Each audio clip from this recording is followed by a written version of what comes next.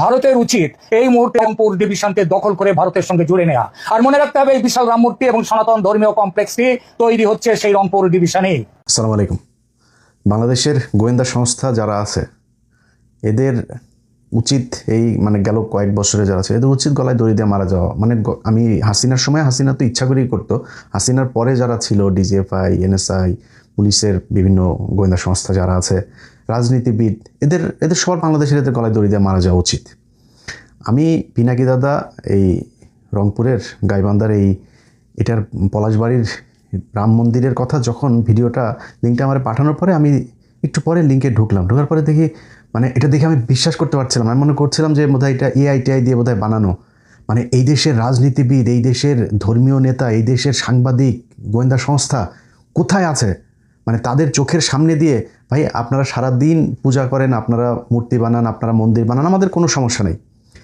বাংলাদেশের এই বাংলা, বিহার, উড়িষ্যা, এখনও পর্যন্ত কলকাতাতে আপনি খুঁজে দেখেন তো রাম মন্দির আছে কিনা এরকম একটা। এই পুরো বাংলা, বিহার, উড়িষ্যার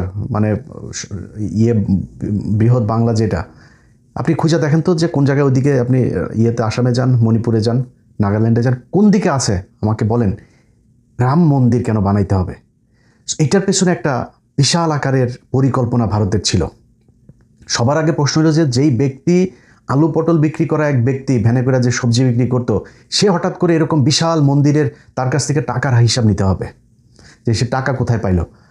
এরপরে আস্তে আস্তে যাইতে হবে গোয়েন্দা সংস্থার যে কিভাবে হইলো, কারা ফান্ডিং করলো, কেন ফান্ডিং করলো, এটার পেছনে কি। আপনাদের নিশ্চয়ই মনে আছে যে ভারতে এক রাম মন্দিরের কথা বলে তারপরে তারা অযোধ্যাতে একটা মসজিদ ভেঙে ফেললো এবং সেখানে সবশেষ তারা মন্দির বানিয়েই ছাড়লো। মসজিদের জন্য জায়গা দিয়েছে অন্যদিকে, বাট ওইখানে তাদের মন্দির বানাইতেই হবে, ওইটা তাদের এখন আপনি আমরা থাকবো না। অনেক বাংলাদেশের বহু পয়সাওয়ালা, বহু ক্ষমতা সম্পন্ন লোকজন এখন কথা বলার সময় জায়গায় জায়গায় তারপরে বলতে পারে, বাট আপনি অনেক টাকা পয়সার মালিক হয়েছেন, বিশাল ক্ষমতার মালিক হয়েছেন, আপনি আপনার সন্তানকে এই দেশে রেখে যাবেন। আজ থেকে 50 বছর, আজ থেকে 100 বছর, 200 বছর পরে বলবে যে এই যে এটা হচ্ছে গিয়ে রামের পুণ্যভূমি, এই দেশ পুরোটাই আমাদের দিয়া দাও। একজন হিন্দু নেতা, তার বক্তব্য শোনার পরে শরীরের প্রতিটা লোম দাঁড়িয়ে গিয়েছে। বক্তব্যটা শোনেন। রাম মূর্তি কতটুকু হবে, কত ইঞ্চি হবে, সেটা ঠিক করবে দেশের হিন্দুরা। তোরা ঠিক করার কে? রাম মন্দির দেখা গেল কি দেখা গেল না? তোরা যদি রাম মন্দিরকে ভয় পাস, তোরা প্রয়োজনে পলাশ বাইরে যাস না, তোরা প্রয়োজন বোধে গাইবান্ধা থেকে অন্য জেলায় চলে যা। রাম মন্দির প্রতিষ্ঠা হবে। এই বাংলাদেশের রাম মন্দির প্রতিষ্ঠা কেউ ঠেকাতে পারবে না। বাংলাদেশে এমন কোনো শক্তি নাই যে রাম মন্দির প্রতিষ্ঠা ঠেকায়। রাম মন্দির আপনারা প্রতিষ্ঠা করেছেন, রাম মন্দির হবে এবং আগের চাইতে অনেক সুন্দরভাবে রাম মন্দির হবে। সারা বাংলাদেশের লোক সেখানে যাবে। আজকের এই ছাত্র এবং ছাত্র যুবদেরকে আমি ধন্যবাদ জানাই। অল্প সময়ের মধ্যে একটি প্রতিবাদ তারা করেছে, প্রতিবাদের সূচনা তারা আজকে করেছে এবং ঘোষণা দিয়েছে যতদিন পর্যন্ত পলাশবাড়ীতে রাম মন্দির নির্মাণ না হবে ততদিন পর্যন্ত এই ছাত্র জনতা সারা বাংলাদেশে আন্দোলন করবে। যেহেতু তারা ঘোষণা দিয়েছে, আমি এই দেশের হিন্দু ছাত্র এবং যুবদেরকে চিনি, যেহেতু তারা ঘোষণা দিয়েছে, তারা এই ঘোষণার ফল না পাওয়া পর্যন্ত ঘরে ফিরবে না, এটা আমার বিশ্বাস। চিন্তা করেন, বাংলাদেশে বসা বাংলাদেশের 92% মানুষকে বলে এই দেশ থেকে তাদেরকে চলে যেতে হবে তাদের রাম মন্দির বানানোর জন্য। এই গেল কয়েকদিনে, এই এক সপ্তাহের ভেতরে কয়েকটা মিছিল তারা বের করেছে। সেই মিছিলগুলোর ভেতরে তাদের যেই দেশীয় অস্ত্রপাতি, কোমরে আরও ভেতরে, প্যান্টের ভেতরে কী ছিল সেটা তো জানি না, উপরে যা তারা দেখিয়েছে ত্রিশূল মিশুল এগুলো দিয়ে, তারপরে যেইভাবে রাস্তায় তারা অস্ত্রের ঝনঝনানি দেখিয়েছে, বিশ্বাস করতে কঠিন হচ্ছে এখনও তারেক রহমান ক্ষমতায় না শেখ হাসিনা ক্ষমতায়। যদি নাকি মনে করেন ভারতীয় দালালদেরকে এইভাবে সুযোগ দিবেন, আমরা কিন্তু বিএনপির ব্যাপারে আমি তো একদম নিশ্চুপি হয়ে গিয়েছি। কারণ বিএনপির আমি আগের ভিডিওতে বলেছি যে বিএনপির ব্যাপারে আমার ব্যক্তিগতভাবে আমি পজিটিভ অনেক কিছু দেখেছি যে কাজগুলো হচ্ছে, বিশেষ করে ভারতের সাথে, তারপরে পাকিস্তান, চীন, টার্কি, ইউএসএ, এইসব দেশের সাথে বিভিন্ন চুক্তি, বিভিন্ন দেশের পররাষ্ট্রমন্ত্রীরা আসা, ভারতের সাথে পুশিন নিয়ে সীমান্তে যে উত্তেজনা, এইসব সব কিছু মিলায় আমি মনে করছি যে বিএনপি সরকার এই দেশের মানুষ যা চায় তারা তাই করতে যাচ্ছে। এই কারণে আমরা কিন্তু চুপ হয়ে আছি। কিন্তু আপনারা যদি মনে করেন যে এইভাবে তাদের আস্ফালন করতে দিবেন, তাহলে কিন্তু আমরা মনে করবো অন্য কিছু। এখনও কিন্তু আপনারা আমাদের পর্যবেক্ষণের ভেতরে আছেন, এখনও ফাইনাল কোনো রেজাল্ট আমরা পাইনি। অতএব আপনাদেরকে সিদ্ধান্ত নিতে হবে, এরা এইভাবে প্রকাশ্যে এই দেশের আইন না মেনে তারপরে তারা বলবে যে একটা ধরে মুসলমান ধর, তাদেরকে এই কর সেই কর, এই ধরনের প্রকাশ্যে মিছিল করেছে তারা। শুনেন মিছিলের সে ভাষাগুলো।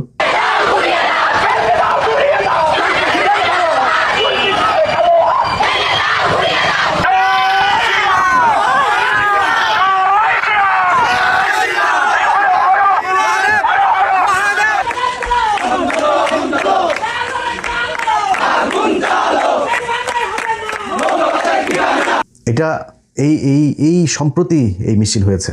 তারা যে ভাষা যেইভাবে যে বডি ল্যাঙ্গুয়েজ, তাদের পেছনে একটা গভীর শক্তি কাজ করছে, যারা তাদেরকে উস্কানি দিচ্ছে যে বাংলাদেশে একটা সাম্প্রদায়িক দাঙ্গা বাঁধাইতে হবে।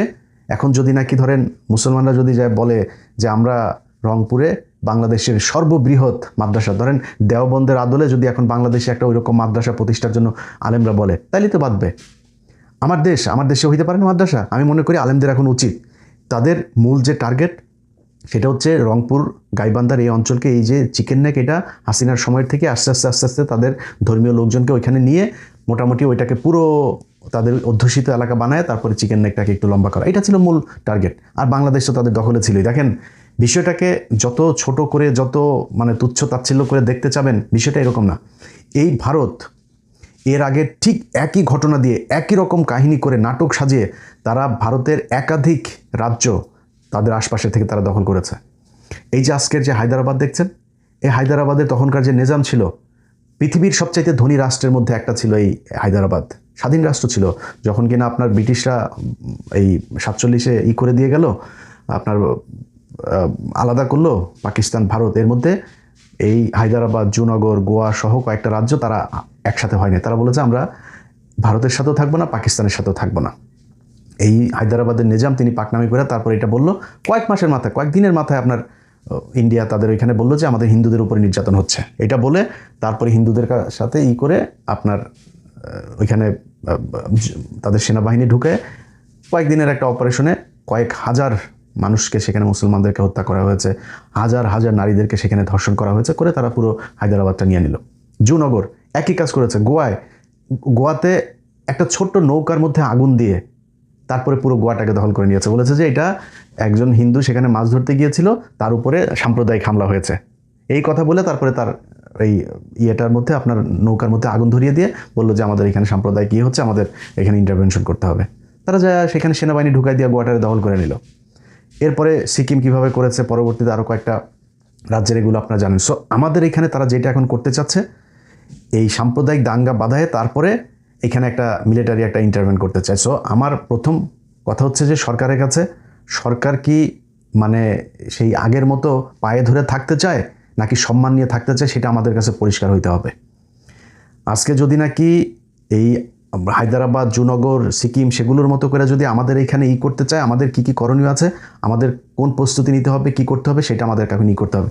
আপনি এই যে এই ধরনের তাদের কিছু নেতা আছে, যেমন গোবিন্দ বাংলাদেশের বিভিন্ন আপনার সামাজিক সাংস্কৃতিক অনুষ্ঠানে যাবে, ইভেন তার অনেক মুসলমানের সাথেও তার বিশাল ভালো সম্পর্ক, এমনভাবে কথা বলবে মনে হবে যেন তিনি জামাতের প্রশংসা করে। সে জামাতের প্রশংসা করে, সে বোঝায় যে সে খুবই অসাম্প্রদায়িক একজন মানুষ। এবং খুবই এই গোবিন্দর পরিচালিত তার যুব জোট, তারপরে হিন্দু এই যে লাভ জেহাদ, তারপরে হইল গিয়া তার কুরুক্ষেত্র, এরকম কয়েকটা গ্রুপ খুলে তারা সেই গ্রুপের ভেতরে একদম ওপেনে ডিক্লেয়ার দিয়ে মুসলমান মেয়েদেরকে তারা এই প্রেমের ফাঁদে ফেলে তারপরে সেখানে করে।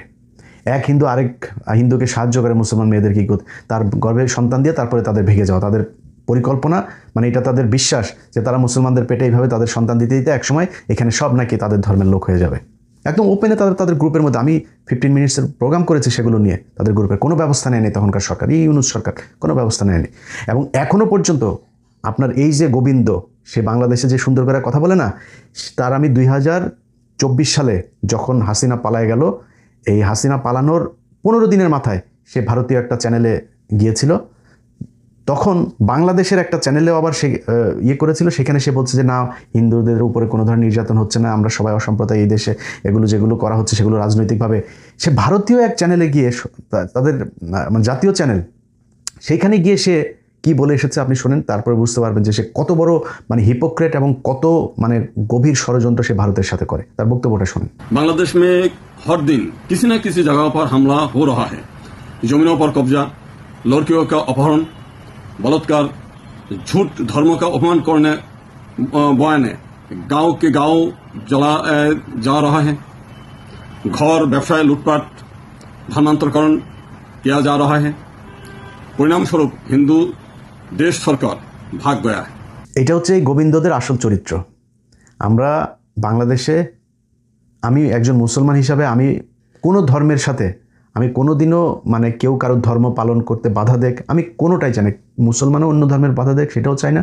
আমি খুবই লিবারেল একজন মানে ধর্মীয় মানুষ। সো আমি যেটা মনে করি যে এই বাংলাদেশে যেসব হিন্দুরা আছে আমরা তাদেরকে রেসপেক্ট করি, তারা ধর্ম পালন করবে, আমরা সেটাতে রেসপেক্ট করি। কিন্তু গেল 15টা বছরে আপনারা একটু ক্ষমতা পাওয়ার পরে আপনাদের যে চরিত্র বাংলাদেশের মানুষ দেখেছে, সেটা বনজ কুমার থেকে সেই বিপ্লব সরকার থেকে শুরু করে এই দেবাশিস সহ সবাই তাদের আসল রূপ দেখিয়ে দিয়েছে। বাংলাদেশে তারা ব্যবসা প্রতিষ্ঠান খুলেছে, তাদের সব প্রপার্টি নিয়ে জমিয়েছে ভারতে, সব কটার ভারতে বাড়ি আছে, কলকাতা, দিল্লি, বিভিন্ন জায়গায় তাদের বাড়ি আছে, সেখানে গিয়ে তারা বাড়ি করেছে। তাদের বাংলাদেশে কোনো কিছু জমায় না, এটা তাদের চরিত্র। এবং বাংলাদেশের মেয়েদেরকে ধর্ষণ করা, বাংলাদেশের মেয়ে এই মানুষকে গুম করা, খুন করা, সব কিছুর সাথে তারা জড়িত ছিল। আমরা এটা 15 বছর দেখেছি, সেটা ভুলে যেতে চাই। কিন্তু ফার্দার যদি আপনারা এই ধর্মীয় বিভাজন তৈরি করে তারপরে বাংলাদেশকে ই করতে চান, তাহলে কিন্তু এই দেশের সরকার টরকার কোনো কিছু মানব না। আমরা কিছু বললেই তো তারপরে আবার বলে ফেলেন আমরা মব সৃষ্টি করতে চাই, এই কথা বলে তারপরে আমরা খুব চুপচাপ হিসাব করে তারপরে চলতাম। অথচ এই সরকার আসার পরে এমন কোনো দিন নাই চাঁদাবাজিতে মানুষ মারা যায়। এখন তো আমরা কিছু বলি না, এখন এত মারামারি, গ্যাঞ্জাম, চাঁদা নিয়ে ঝগড়া, এত কিছু লুটপাট, এত কিছু হয় কেন এখন? আমরা কিন্তু সব বুঝি যে ঠান্ডা করে কোনো রকম সবাই ঠান্ডা করে দিয়া ধান্দাবাজি করাই হচ্ছে গিয়ে মূল উদ্দেশ্য, এটা আমরা বুঝি। সো এগুলো আপনারা করেন, কোনো সমস্যা নেই, বাট দেশের সার্বভৌমত্বের প্রশ্নে যদি কোনো আঘাত আসে তাহলে কিন্তু আবার সে হাসিনার মতো পাগলামি শুরু করে দেব। আল্লাহ হাফেজ।